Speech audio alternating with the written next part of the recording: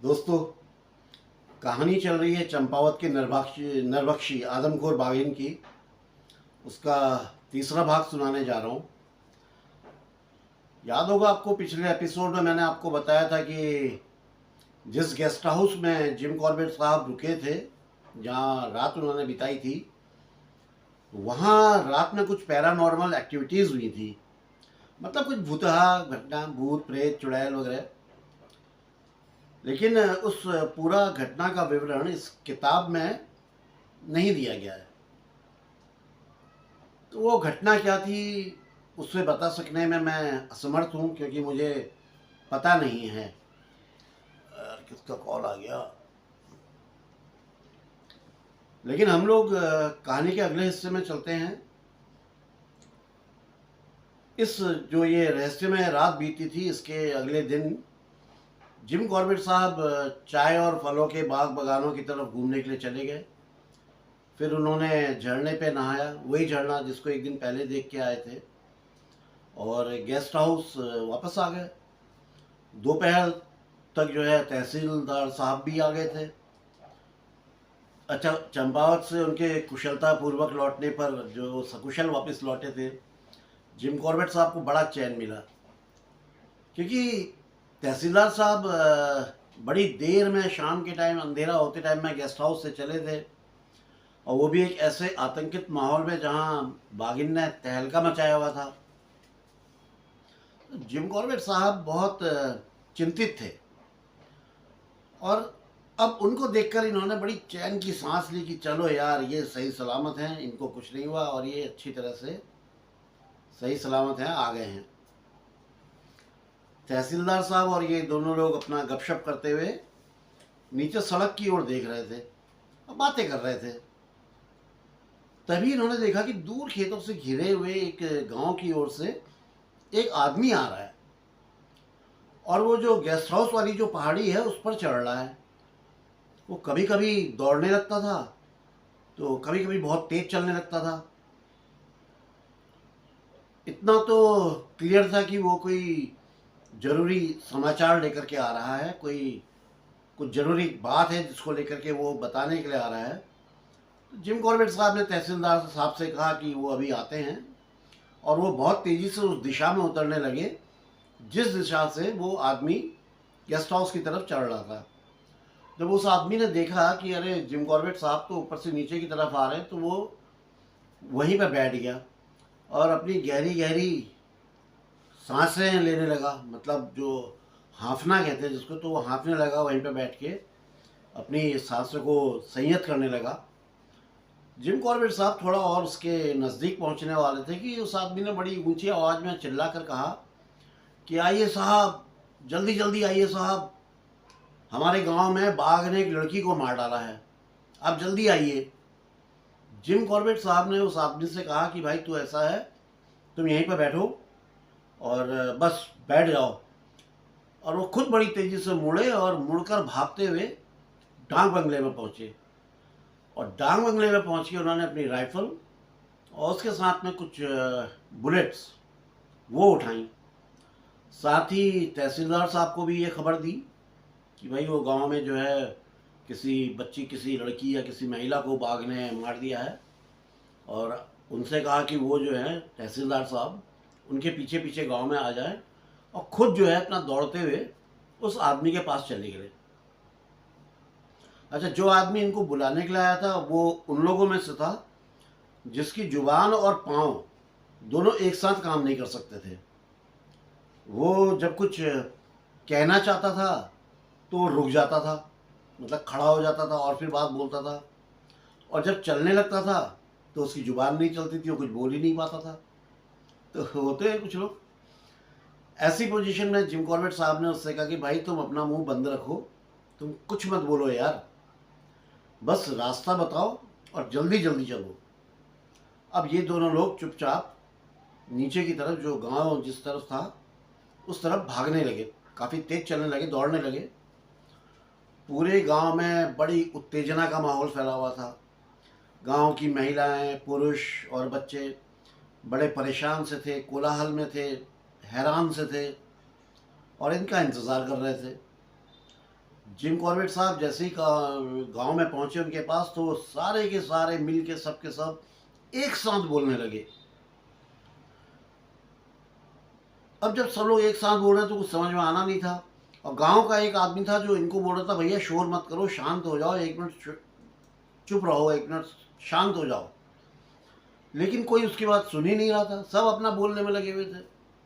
तो Jim Corbett साहब ने उस आदमी को पकड़ा और उसको पकड़ के थोड़ा अलग ले गए और उससे कहा कि भाई अब तुम बताओ, तसल्ली से बताओ कि सब क्या हुआ और कैसे हुआ, सारी कहानी जरा विस्तार से समझाओ। गांव से एक फरलांग आगे शाह बलूत के पत्ते पड़े हुए थे, उस ओर इशारा करके उसने कहा, दोस्तों शाह बलूत क्या होता है ये आपको बता दूं। शाह बलूत बोलते हैं पांगर को। उत्तराखंड के जो लोग हैं वो, आप लोग तो पांगर को बखूबी जानते हैं और पहचानते हैं, और इंग्लिश में इसे चेस्टनट बोलते हैं। आप लोगों ने देखा होगा, मौका लगा तो फोटो डाल दूंगा उसकी।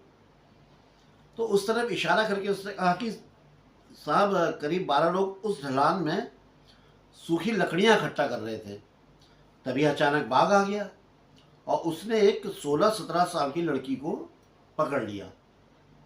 और ये देखकर जो लड़की के साथ के अन्य लोग थे वो गांव की ओर भाग आए, सबके सब भाग के आ गए। फिर हमने एक आदमी को डाक बंगले की ओर भेजा जो आपको अवगत करा सके, बता सके कि गांव में क्या घटना घटी है अभी अभी। तो ये सब उसने बताया। अच्छा, इस आदमी के साथ इस आदमी की जो पत्नी थी वो भी उस समय वहीं थी, वो भी लकड़ी बटोर रही थी। उसने पहाड़ी के ऊपर एक पेड़ की ओर इशारा करके बताया कि वहां से बाघ ने उस लड़की को उठाया और ले गया। और उसी ने बताया कि उसके साथ के लोग इतना डर गए थे कि भागते हुए कोई भी पीछे मुड़कर ये तक नहीं देख पाया कि बाघ किस दिशा में लड़की को लेकर के जा रहा है। सबके अंदर इतना खौफ था, इतना डर था बाघ का, हर एक को यही लग रहा था कि कहीं बाघ उस लड़की को छोड़ के हम पे ना झपट जाए किसी पे। तो सब लोग बड़ी तेजी से अपना भागते जा रहे थे, बिल्कुल नाक की सीध में भाग रहे थे, सब अपना लकड़ी वकड़ी फेंक करके। ये अमूमन तो ये होता ही ऐसा है, कोई नहीं रुकता है। जिम कॉर्बेट साहब ने गांव वालों को आदेश दिया कि वो लोग शोर न मचाएं और उनके वापस आने तक गांव में ही रहें। उसके बाद जिम कॉर्बेट साहब उस पेड़ की ओर निकल गए जो उस औरत ने जो इशारा करके बताया था। वहां पर एक काफी बड़ा मैदान था। जिम कॉर्बेट साहब के समझ में नहीं आ रहा था कि इतना बड़ा बाघ उन 12 लोगों की नजरों से बचकर कैसे आ गया होगा। वाकई में ये बहुत आश्चर्य की बात थी। जब लड़की के गले से जब वो रूंधी रूंधी सी आवाज निकलने लगी, तब बाकी गांव वालों को पता चला कि बाघ ने हमला कर दिया है। अगर वो एकदम पकड़ लेता, उसकी आवाज निकल भी नहीं पाती, तो इनको पता भी नहीं चलता कि बाघ जो है इनके बीच से एक लड़की को उठा के चला गया। बाद में ही पता चलता कि बाघ के हमले का। जिस जगह पर मारा गया था वहां पर काफी मात्रा में खून गिरा हुआ था।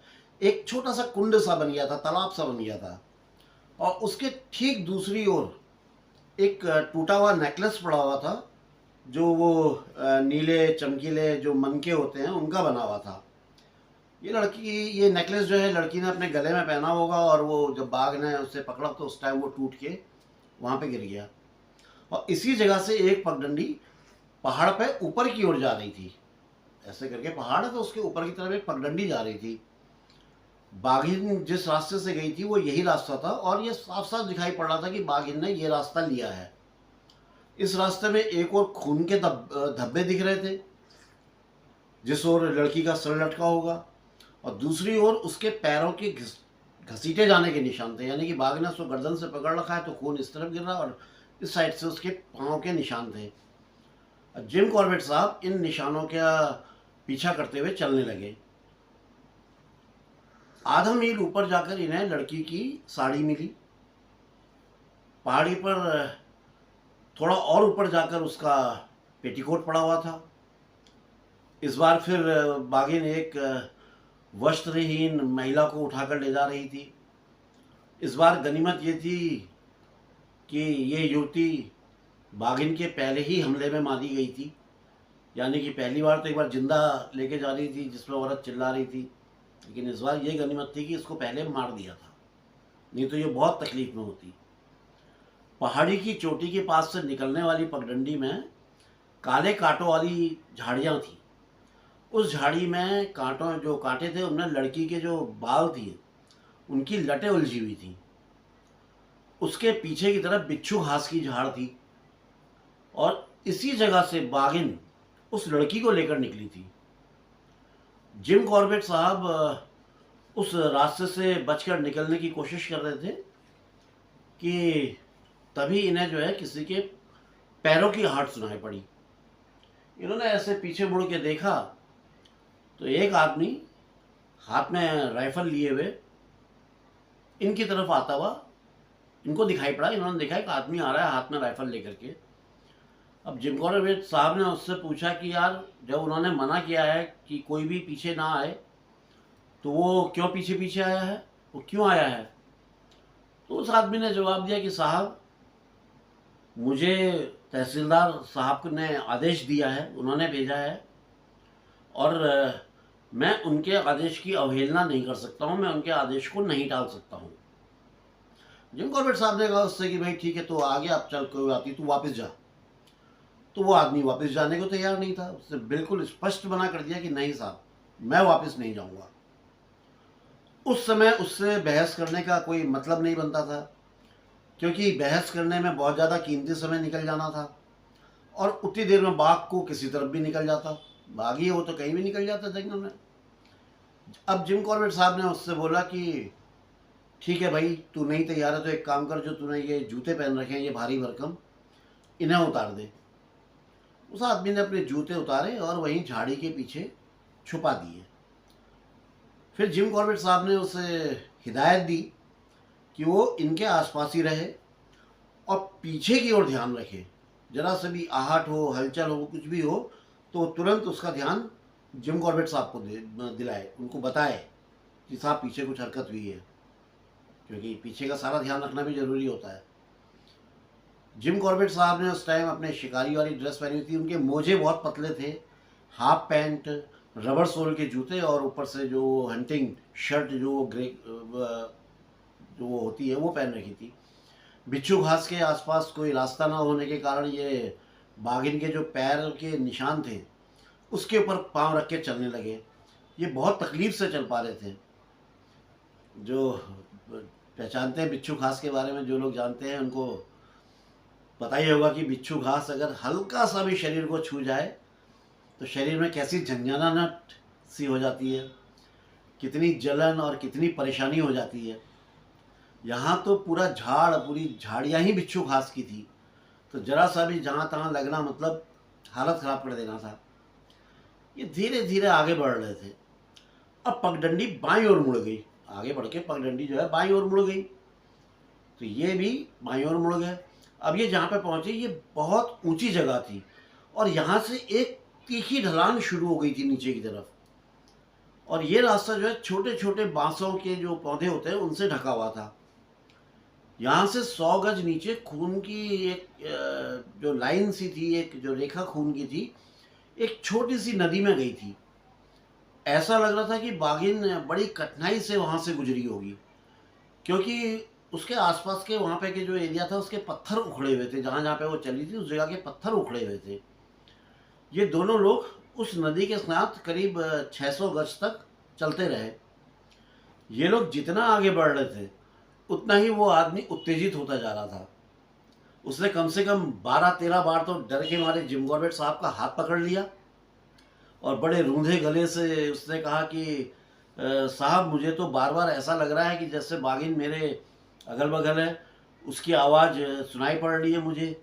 वो कभी दाएं से बोल रही है, वो कभी बाएं से बोल रही है, और साहब कई बार तो मुझे लग रहा है कि वो मेरे ठीक पीछे से लग रही है। उसका गला बिल्कुल भरा हुआ था, रूंधा हुआ था, बड़ा डरा हुआ था।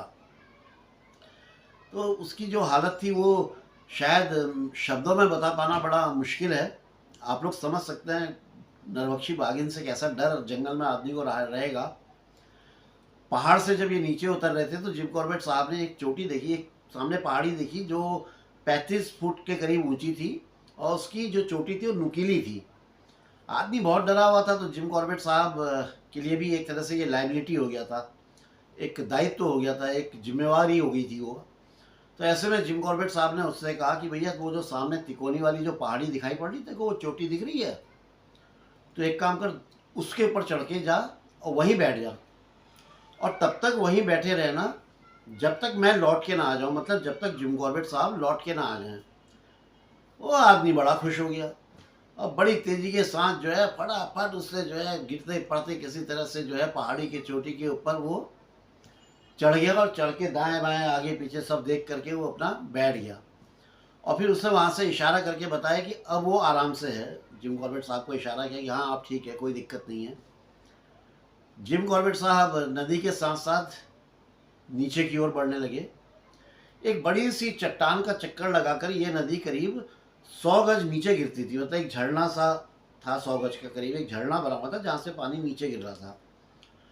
उसके बाईं ओर से एक दूसरी एक छोटी सी गधेरा जिसको बोलते हैं पहाड़ों में, एक नाला, पहाड़ी नाला, बरसाती नाला आ रहा था। वो दोनों गहरी घाटी में जाकर के मिल रहे थे। जिस जगह पे ये दोनों मिल रहे थे, ये नदी और वो छोटी नदी, वह गधेरा जो है बरसाती नाला, वहाँ पर एक तालाब सा बन गया था। जिम कॉर्बेट साहब ने वहाँ पे खून के कुछ धब्बे देखे। बागिन ने उस लड़की को लेकर के आई और उसने इस जगह पे लाकर लड़की को रखा था और उसे खा रही थी। मगर जिम कॉर्बेट साहब के आ जाने के कारण, उसी टाइम जिम कॉर्बेट साहब आ गए और उस आदमी से बात कर रहे थे, तो वो उसने सुन लिया, तो उसको खाने में डिस्टर्ब हो गया, उसके बाधा पड़ गई, व्यवधान पड़ गया खाने में। हड्डियों के टुकड़े और बागिन के पैरों के निशान वहाँ पे रेत पे आसपास पे पूरे फैले हुए थे। उसी जो छोटा सा कुंड था, ताल था, उसके पास कोई चीज़ पड़ी हुई थी जिसे जिम कॉर्बेट साहब दूर से देख के समझ नहीं पा रहे थे कि वो क्या चीज़ है। वो उसके नज़दीक पहुँचे, तो नज़दीक पहुँच के इन्होंने देखा कि वो एक पैर है, घुटने से नीचे से कटी हुई एक टांग। वो इतनी सफाई से अलग की गई थी जैसे किसी ने कुल्हाड़ी से काट के उसको अलग कर दिया हो। अब जब उस टांग को देखा तो कुछ क्षण के लिए तो जिम कॉर्बेट साहब उस आदमखोर बागिन के बारे में भूल गए। फिर अचानक से उन्हें लगा कि ये किसी गहरे संकट में, गहरे खतरे में फंस गए हैं। छठी इंद्री इनकी, सिक्स्थ सेंस जो होता है, उस टाइम इनका एकदम से काम कर गया कि कहीं डेंजर, कुछ खतरा। इन्होंने तुरंत अपनी राइफल उठाई और अपनी उंगलियां ट्रिगर पर रखी। ये सब करते हुए इन्होंने देखा कि कुछ मिट्टी करीब 15 फुट की ऊंचाई से नीचे नदी में छपाक से गिर गई है। नरभक्षी के शिकार में ये नए नए थे और इसलिए इन्होंने अपने आप को इस तरह के खतरे में डाल दिया। इन्होंने तुरंत राइफल को ऊपर की ओर उठाया और शायद इस प्रक्रिया की वजह से बागिन इन पर एकदम से आक्रमण नहीं कर पाई। जो एकदम उसने अटैक करना था वो नहीं कर पाई, क्योंकि ये अलर्ट हो गए और ये सेफ हो गए, ये बच गए। बागिन के पंजों से ही वो मिट्टी पानी में गिरी थी, यानी कि जब उससे घात लगाई होगी तो पंजे से जो है मिट्टी खसकी और वो नीचे गिरी। यानी कि 15 फुट की ऊंचाई से बागिन इन पर घात लगा रही थी, इन पर अटैक करने की कोशिश में थी। और वही जो कारण मैं बता रहा हूँ कि उसके पंजे से मिट्टी लगी और वो पानी में गिर गई। वो आवाज़ सुन के जिम कॉर्बेट साहब को अलर्ट होना ही था, एकदम हो गए और बच गए। ये बड़ी किस्मत थी उस टाइम जिम कॉर्बेट साहब की, जो बच गए। नहीं तो नरभक्षी बागिन तो 15 फीट कुछ भी नहीं होता, एक छलांग मारती और पकड़ लेती, ले जाती। अच्छा, ये जो जलधारा, ये जो नदी थी जहाँ से शुरू हो रही थी, उसकी जो तट था वो बहुत ऊपर और सीधी चढ़ाई करके जाने पर ही मिलता, और उस पर चढ़ना असंभव था, बिल्कुल पॉसिबल था ही नहीं कि उस पर चढ़ जाएं। इसलिए जिम कॉर्बेट साहब यहाँ से थोड़ा आगे बढ़े और पानी को, जो ताल सा था, उसे कूद कर ताल को पार करके दूसरे किनारे पर पहुँचे। फिर एक झाड़ी को पकड़ पकड़ करके धीरे धीरे ऊपर तट की ओर बढ़ने लगे। ऐसे से झाड़ियाँ पकड़ पकड़ के लेटे लेटे ही बढ़ने लगे। तट पे पहुंचकर इन्होंने देखा कि यहाँ पे छोटे छोटे से जो बांस के पौधे फैले हुए थे वो आधे झुके हुए थे और धीरे धीरे सीधे हो रहे थे। तो इससे क्या पता चलता है? तो दोस्तों, इससे ये पता चल रहा था कि बागिन अभी यहाँ से निकली है, उसके पंजे के वजन से वो दबे हैं और उसके निकलने के बाद वो धीरे धीरे करके सीधे हो रहे हैं। थोड़ी सी दूर और आगे बढ़े तो इन्हें वहाँ पर एक चट्टान दिखाई पड़ी। जिम कॉर्बेट साहब ने अपना दिमाग लगाया और उनके दिमाग में जो पहली चीज़ आई वो यही आई कि बाघिन ने इस चट्टान के नीचे अपने शिकार को रखा होगा, यानी कि मतलब उस लड़की को रखा होगा, और फिर इन्हें देखने के लिए किनारे की तक आई होगी, चेक करके आऊं कि क्या हो रही कहानी। बाघिन लड़की को लेकर जिस पगडंडी से निकली वो निर्जन चट्टानों की ओर जा रही थी। ये जो एरिया था ये बहुत ही कठिन और बहुत ही खतरनाक था। यहाँ पे चट्टानों में गहरी गहरी दरारें थी और भयानक गड्ढे थे, और इन पर पहाड़ी पौधों के जाल बिछे हुए थे, पूरे जाल से बिछे हुए थे। बीच में कहीं पे एक सीढ़ी का पायदान सा नजर आ रहा था, और गलती से भी अगर उस पर पाँव पड़ जाता, अगर उस पर पाँव रख दिया जाता, तो उसका मतलब सीधा यही होता कि अपना कोई अंग तोड़वाना या फिर मौत, इसके अलावा कुछ नहीं। मतलब इस तरह की परिस्थितियों में आगे बढ़ने में बहुत कठिनाई होती है और देर लगती है, स्वाभाविक सी बात है, क्योंकि सोच समझ के पाँव रखना पड़ता है। और इसी का लाभ उठाकर ये बाघिन ने अपना भोजन करने के लिए इस जगह को चुना था। ऐसी जगह पे इजीली कोई पहुंच नहीं पाएगा। ये जो लड़की थी इस बाघिन का 436वां शिकार थी, यानी कि 435 को पहले मार चुकी थी, ये 436वां शिकार थी। और अभी तक क्या हो रहा था, बाघिन को बचाव दल जो थे उनके कारण भोजन करने में जो आने वाली जो बाधाएं होती थी, जो प्रॉब्लम्स आती थी, उसकी उसे आदत पड़ चुकी थी। जैसे गांव में किसी को मार लिया तो बचाव दल ढूंढने के लिए आता था, तो उसे डिस्टर्ब होता था, अब उसे आदत हो गई थी। अब जिम कॉर्बेट साहब बोलते हैं कि ये पहली बार हुआ कि इतनी देर तक लगातार किसी ने इस बाघिन का पीछा किया। अब उसने क्या किया, बाघिन ने जब उससे देखा कि यार ये तो ढूंढा ही आ रहा है उससे, तो उसने गुर्रा करके अपना विरोध जताना शुरू कर दिया। अब वो गुर्राने लगी। एक बाघ के गुर्राने का क्या महत्व है, इसको समझने के लिए जरूरी है कि आप खुद को जिम कॉर्बेट साहब की जगह पर रख के देखें कि आप हैं और आपके आसपास में एक नरभक्षी बाघिन है जो गुर्रा रही है। सोचिए आप, चारों ओर चट्टानें, जिनके बीच में दरारें और गड्ढे, और उनके ऊपर छोटे छोटे पौधों का जाल सा बना हुआ है। एक एक पैर सावधानी से रख कर चलना जरूरी। जरा सी असावधानी होने में चट्टानों के बीच से सीधे नीचे गहरी खाई में गिरने का खतरा। हर तरफ से खतरा ही खतरा। एक तरफ से बाघिन के गुर्राने की आवाज और आक्रमण का डर, दूसरी ओर कहीं चट्टान में नीचे गिर जाने का डर। तो बहुत बड़ा खतरा। जहां इतनी सारी परेशानियां थी, वहां जिम कॉर्बेट साहब को थोड़ा सा उम्मीद भी थी, यदि बाघिन को गुस्सा आ गया तो वो इन पर हमला कर देगी, और अगर वो ऐसा करती है तो उसे मारने का इन्हें एक मौका मिल जाएगा। और इसी काम के लिए यहाँ आए हैं, तो ये सब खतरे तो हमने सामने आने ही हैं। और इसी तरह से उसे अगर मार देंगे तो उसे एक तरह का दंड मिल जाएगा, उसे एक सज़ा मिल जाएगी। जो उसने इतने लोगों को इतना परेशान किया है, इतनी परेशानियाँ दी हैं, उसका एक रिवेंज हो जाएगा, उसका बदला हो जाएगा उसको मार के। अच्छा, ये जो बाघिन का जो गुर्राना था ये केवल एक संकेत साबित हो रहा था, सामने नहीं आ रही थी। अब बाघिन के समझ में ये आ गया था कि ये जो साहब, जो भी आदमी आया हुआ है, ये पीछे हटने के बजाय और तेजी से उसका पीछा कर रहा है। तो बाघिन खुद पीछे हट गई। अब वो थोड़ा सा, वो भी समझदार, अलर्ट हो गई, उसे भी थोड़ा खतरा लगा, वो थोड़ा पीछे हट गई। जिम कॉर्बेट साहब लगभग 4 घंटे से उसके पद चिन्हों पर चल रहे थे। हालांकि कई बार इनको ऐसा लग रहा था कि जमीन में उगी हुई घास जो है हिल रही है, लेकिन कहीं पर भी बाघिन के छिपने की जगह नहीं दिखाई पड़ रही थी। और कुछ देर के बाद में अंधेरा होना भी शुरू हो जाना था। तो आगे बढ़ने के बदले इन्होंने सोचा कि अब वापस हो जाना ज़्यादा बेटर है। तो इन्होंने अपने कदम वापस ले लिए, यानी कि ये वापस गांव की तरफ आने लगे। ये लड़की जिसकी टांग रास्ते में मिली थी, ये हिंदू थी।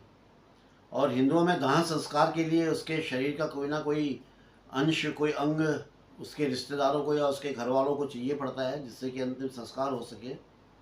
ये मैंने आपको पहले भी बताया है। इसलिए तालाब के पास से गुजरते हुए इन्होंने एक गड्ढा खोदा। गड्ढा खोद करके उसकी टांग को उसके अंदर दबा दिया और उसको मट्टी से अच्छी तरह से, जो रेत थी उससे अच्छी तरह से ढक दिया और उसके ऊपर एक पत्थर रख दिया, ताकि बाघिन को वो ना मिल सके, या कोई और जानवर, जंगल में तो बहुत सारे जानवर हैं, कोई और ना उसे खा जाए, ये जो एक अंश है ये भी ना मिले, तो उसको संभाल दिया। अब ये भी था कि जब ज़रूरत होगी तो गांव वाले उसको आएंगे, निकालेंगे और उसका संस्कार कर दिया जाएगा। अपनी तरफ से इन्होंने एक अच्छा काम कर दिया था। उधर चट्टान में बैठे हुए उस आदमी ने जब जिम कॉर्बेट साहब को देखा तो उसने एक बड़ी लंबी चैन की सांस ली। तो बेचारा वैसे ही बहुत डरा हुआ था, ऊपर से बाघिन के गुर्राने की आवाज़ ने उसे बिल्कुल कपकपा दिया था। वो इतनी बुरी तरह से डरा हुआ था कि वो, मैंने बताया ना, डर बताया नहीं जा सकता है।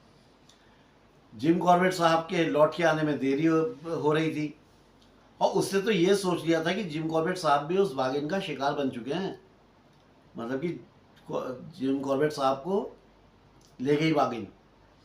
और उसने इस बात को माना भी, स्वीकार भी किया कि वो बहुत डर गया था और वो ये चिंता कर रहा था। उसे चिंता इस बात की ये नहीं थी कि जिम कॉर्बेट साहब को बाघिन ने मार दिया या क्या किया, उसे चिंता ये थी कि वो अकेला गांव कैसे जाएगा। खैर, अब ये दोनों लोग जो है वापस गांव की तरफ जाने लगे। आगे आगे जिम कॉर्बेट साहब थे, पीछे पीछे वो आदमी था, अपने हाथ में एक राइफल पकड़े हुए, और राइफल भी ऐसी जिसमें सेफ्टी क्लच नहीं था। होता ना सेफ्टी लॉक, उस लॉक को लगा दो तो गन नहीं चलती है, लेकिन उसको था ही नहीं। रास्ता खराब और उबड़ खाबड़ था, वो आदमी कई बार गिर रहा था। ऐसे रास्ते में, आड़े तिरछे उबड़ खाबड़ रास्ते में, एक घबराया डरा हुआ आदमी जिसके हाथ में राइफल है वो आपके पीछे पीछे चल रहा है, ये बड़ी खतरनाक स्थिति होती है।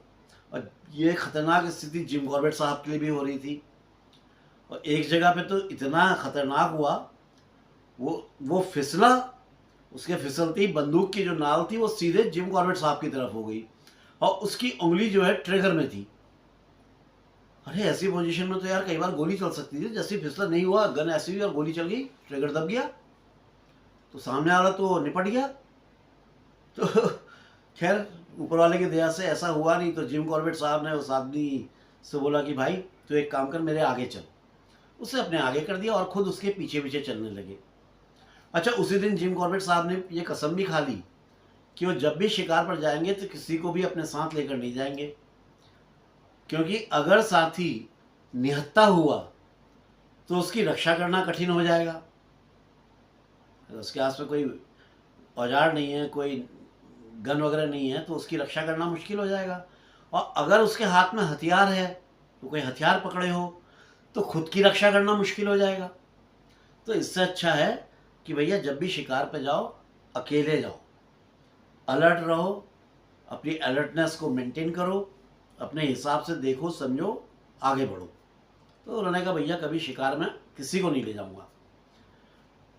उस पहाड़ी के टॉप पर पहुंचकर उस आदमी ने अपने जो जूते छिपाए हुए थे वो निकाल के पहने, और जब तक वो जूते वूते निकाल रहा था तब तक जिम कॉर्बेट साहब भी वहीं पर बैठ गए। उन्होंने अपनी सिगरेट निकाली और सिगरेट जला करके पीने लगे, और साथ साथ ही अगले दिन के लिए योजना तैयार करने लगे कि अब क्या करना चाहिए। एक बात तो निश्चित थी कि ये बाघिन रात भर में अपना शिकार खा लेगी और दिन में निश्चिंत होकर चट्टानों पे लेट जाएगी। ये इस बात पे कंफर्म था जिम कॉर्बेट साहब को। वहाँ पर ऐसी संभावनाएं बहुत कम थी कि बाघिन से आमना सामना हो। जिम कॉर्बेट साहब ये भी सोच रहे थे कि मान लो कि ये उसे गोली नहीं मार पाए किसी कारणों से, या वो कहीं किसी और दिशा में निकल जाए, तो इतने बड़े क्षेत्र में उसे ढूंढना बड़ा मुश्किल हो जाएगा, वही भूसे के ढेर में सुई ढूंढना। और उसके लिए अब एक ही तरीका है कि गश्त लगाई जाए। गश्त लगाने के लिए कई आदमियों की ज़रूरत पड़ेगी, और जिम कॉर्बेट साहब कितने लोगों को अपनी बात पे जमा कर पाएंगे, ये सब सोच रहे थे। यार मैं कितने आदमी मैं गश्त के लिए तैयार कर पाऊँगा। गश्त मतलब वो शिकार को घेरने के लिए जो लगाते हैं ना, क्या बोलते हैं, हाका, हाका लगाने के लिए। तो हाके को नहीं बोल के मैंने गश्त तो बोल दिया, एक्चुअली हाका शब्द है। इनके सामने की पहाड़ी लगभग 2000 फीट ऊंची थी, उसकी जो हाइट थी वो 2000 फीट थी। उसमें छोटी छोटी घास उगी हुई थी, कहीं कहीं पर चीड़ के पेड़ भी थे। इनके पूर्व की ओर एक ढलान थी जिसमें कुछ नहीं था। इन्होंने सोचा कि अगर ये सही मात्रा में लोगों को इकट्ठा कर सके तो पहाड़ी की पूरी लंबाई को, यानी कि 2000 मीटर की जो लंबाई है उसे कवर करते हुए इस पूर्वी ढलान तक हाका लगा सकते हैं, यानी कि गश्त लगा सकते हैं। और हो सकता है कि ऐसे में बाघिन परेशान हो जाए और अपने छिपे हुए स्थान से बाहर निकल जाए।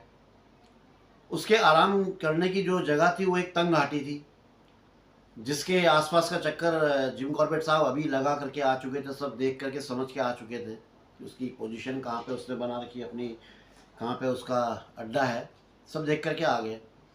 हालांकि ये काम कोई आसान नहीं था, क्योंकि उत्तर की ओर की जो पहाड़ी थी, जिस जगह में ये बाघिन को छोड़ करके आए थे, वो करीब 3 मील लंबी और आधा मील चौड़े घने जंगलों वाले रास्ते में थी।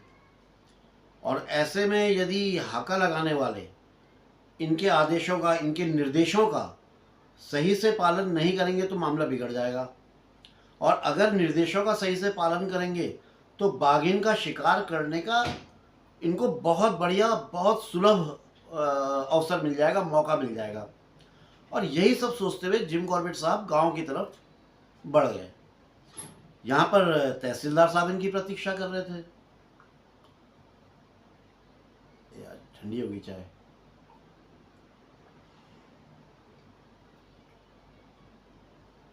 जिम कॉर्बेट साहब ने तहसीलदार साहब को सारी परिस्थिति समझा दी और बोला कि अधिक से अधिक लोगों को इकट्ठा करिए। और साथ ही ये भी बताया कि वो जिम कॉर्बेट साहब से कल उसी पेड़ के नीचे मिले जहाँ पिछले दिन लड़की के कपड़े मिले थे, जहाँ वो साड़ी वगैरह पड़ी हुई थी, उसी पेड़ के नीचे मिले अगले दिन। तहसीलदार साहब ने बोला ठीक है साहब, मैं अधिक से अधिक लोगों को जमा कर लूँगा, ये वादा किया उसने। और वो अपना चंपावत की ओर चले गए पटवारी तहसीलदार साहब। जिम कॉर्बेट साहब भी डाक बंगले में लौट आए। दोस्तों उसके बाद क्या हुआ ये सुनने के लिए, आपको जानने के लिए आपको बने रहना पड़ेगा उत्तरांचल डायरीज के साथ। दोस्तों कहानी को अभी पूरा सुना तो देता, लेकिन बहुत ज़्यादा लंबी कहानी है, बहुत टाइम टेकिंग हो जाएगा। ये करीब 1 घंटा 40 मिनट ले लेगी, ये मान के चलिए। 100 मिनट से ऊपर की कहानी, इतना टाइम किसी के पास नहीं होता है। और फिर अगर मान लो मैंने सुनानी शुरू भी करी तो आपको मज़ा नहीं आएगा, क्योंकि आप कहानी को आप बीच में छोड़ना पड़ेगा। जब आप दोबारा से सुन पाएंगे तो वो फ्लो टूट जाएगा, मज़ा नहीं आएगा आपको, ना सुनने वाले को मज़ा आएगा ना सुनाने वाले को। क्योंकि दोस्तों मैं भी थोड़ा सा, आप जानते ही हैं, अपनी तबीयत ख़राब के कारण कमर में स्ट्रेन पड़ जाता है, तो मैं ज़्यादा देर बैठ नहीं पाता हूँ।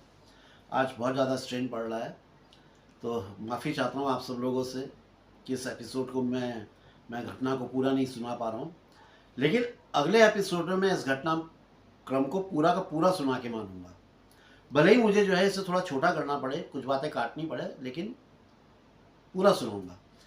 तो जो मित्र पहली बार चैनल में आए हैं उन सबसे रिक्वेस्ट करता हूं कि चैनल को सब्सक्राइब करें, लाइक करें, अपने कमेंट दें, साथ ही हो सके तो दोस्तों शेयर ज़रूर करें। मैं कई बार बता चुका हूं, शेयर करने से लोगों को जिम कॉर्बेट साहब के बारे में पता चलेगा। दोस्तों उत्तरांचल डायरीज आपका अपना चैनल है, इसे आप लोगों ने बहुत ज़्यादा प्यार और बहुत ज़्यादा सम्मान दिया है, और मुझे तो आप लोगों का आशीर्वाद मिल रहा है। यह आशीर्वाद मिलने अतुलनीय है, अकल्पनीय है। और ये आशीर्वाद, ये प्यार इसी तरह से बना रहे, इसी उम्मीद के साथ मैं आप सबसे विदा लेता हूँ। और इस वादे के साथ दोस्तों कि जल्दी ही आपसे अगले वीडियो में मुलाकात होती है 2-3 दिन के बाद। तब तक के लिए आज्ञा दीजिए, ठीक है ना? Okay, bye bye. जय बद्री विशाल, जय उत्तराखंड, जय जय जय, जय माँ भारती।